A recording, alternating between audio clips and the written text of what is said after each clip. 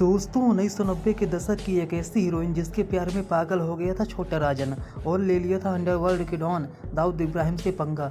जी हाँ दोस्तों, ममता कुलकर्णी एक ऐसी एक्ट्रेस थी जिसके पीछे पूरे देश से लेकर अंडरवर्ल्ड के डॉन तक पागल थे और डॉन के चलते ममता कुलकर्णी को हो गया था जिंदगी खराब, जिसके बाद उन्होंने बॉलीवुड से दूरी बना ली।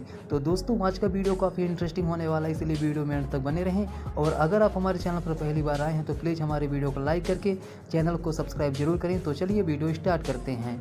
दोस्तों ममता कुलकर्णी एक प्रसिद्ध भारतीय अभिनेत्री हैं जिन्होंने 1990 के दशक में बॉलीवुड फिल्म उद्योग में अपनी पहचान बनाई। वे अपने खूबसूरती और अदाकारी के लिए जानी जाती हैं। उनके करियर की शुरुआत एक मॉडल के रूप में हुई थी और उन्होंने बाद में कई हिट फिल्मों में काम किया। ममता का जन्म 20 अप्रैल 1972 को मुंबई महाराष्ट्र में हुआ था। उनके करियर की शुरुआत 1992 में फिल्म तूफान से शुरू हुई थी। इसके बाद उन्होंने कई प्रमुख भूमिकाएं निभाई और हिंदी सिनेमा में एक महत्वपूर्ण स्थान प्राप्त किया।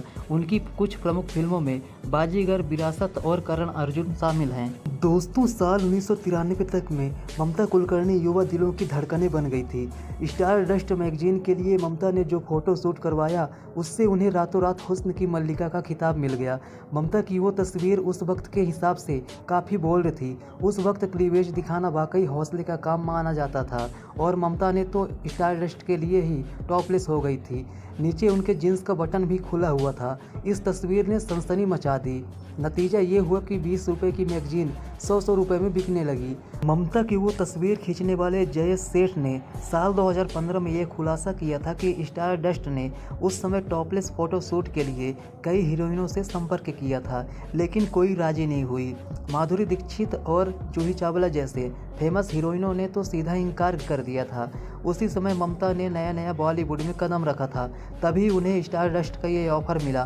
पहले तो वो खुशी से हैरान हो गई, लेकिन जब टॉपलेस की शर्त रखी गई तो उनका दिमाग चकरा गया। दोस्तों ममता ये सुनकर नर्वस हो गई थी। फिर उन्होंने यह कहकर कुछ वक्त मांगा कि अगर उनकी तस्वीर हिट हुई तब तो ठीक है, वरना घर और फिल्म इंडस्ट्री दोनों से निकाली जा सकती हैं। बाद में वो सिर्फ एक बार तस्वीर प्रकाशित करने के शर्त पर टॉपलेस होने के लिए तैयार हो गई थी। अब वक्त था उन पर प्रतिक्रियाओं का। उन्हें बॉलीवुड का भरपूर समर्थन मिला।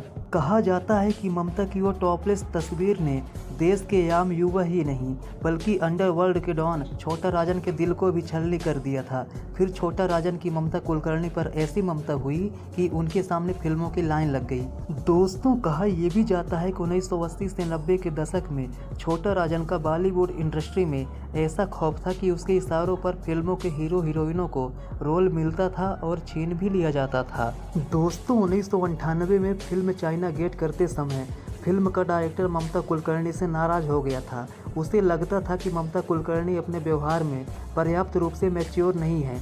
खबरों के मुताबिक डायरेक्टर ने ममता को अधूरी फिल्म से ही हटा दिया था, लेकिन जब ये बात छोटा राजन को पता चली तो छोटा राजन ने डायरेक्टर राजकुमार संतोषी को ममता को तुरंत फिल्म में वापस लेने के लिए फरमान सुना दिया। आखिर डायरेक्टर संतोषी को इतनी हिम्मत नहीं थी कि वो छोटा राजन को ना कह सके। इसके बाद ममता कुलकर्णी दोबारा अपनी भूमिका में वापस आ गई और पूरी फिल्म की। दोस्तों ममता कुलकर्णी और छोटा राजन के प्रेम प्रसंग बहुत ज़्यादा तो सार्वजनिक नहीं हुए, लेकिन इस बात से इनकार भी नहीं किया जा सकता कि इन दोनों के बीच में संबंध थे। आखिरकार भारत के कानून व्यवस्था ने छोटा राजन को भारत छोड़ने के लिए मजबूर कर दिया था। इस वजह से ममता के साथ छोटा राजन के रिश्ते भी कमज़ोर हो गए और दोनों में दूरियां हो गई। दोस्तों कहा जाता है कि अयोध्या में बाबरी मस्जिद का ढांचा गिराए जाने के बाद दाऊद ने बदला लेने के लिए 1993 में कई बार मुंबई पर बम धमाके किए। जब जांच एजेंसियों ने दाऊद इब्राहिम को मुख्य आरोपी बनाया तो छोटा राजन ने अपना रास्ता अलग कर लिया। फिर दोनों एक दूसरे के जाने दुश्मन बन गए। बाद में 6 नवंबर 2015 को छोटा राजन को भारत लाया गया। दोस्तों छोटा राजन से दूरी बनाने के बाद ममता कुलकर्णी ड्रग्स सप्लायर विजयगिरी आनंदगिरी गोस्वामी उर्फ विक्की गोस्वामी के संपर्क में आ गई। विक्की गोस्वामी और कोई नहीं बल्कि छोटा राजन का ही आदमी था। छोटा राजन 1988 में ही भारत से भागकर दुबई चला गया था। तब से उसका धंधा विक्की गोस्वामी ही संभालता था। कहा तो ये भी जाता है कि विक्की गोस्वामी का रुतबा छोटा राजन से कम नहीं था। दोस्तों मुंबई फिल्म इंडस्ट्री उसके इशारे पर नाचती थी। पूरे मुंबई में विक्की जैसा ड्रग्स सप्लायर दूसरा कोई और नहीं था। उधर ममता का बॉलीवुड कैरियर भी डूबता जा रहा था। फिर वो विक्की गोस्वामी के संपर्क में आ गई।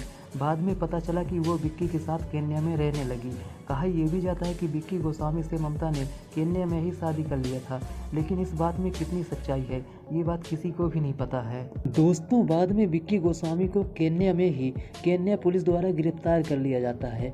विक्की गोस्वामी के साथ में ममता कुलकर्णी को पुलिस ने हिरासत में ले लिया था। वहीं साल 2015 में ठाणे के एक अदालत ने ममता कुलकर्णी और विक्की गोस्वामी को भगोड़ा घोषित कर दिया था। तो दोस्तों, आपको ये वीडियो कैसा लगा आप लोग कमेंट करके बताएं, और वीडियो पसंद आए तो वीडियो को लाइक करके चैनल को सब्सक्राइब जरूर करें। धन्यवाद।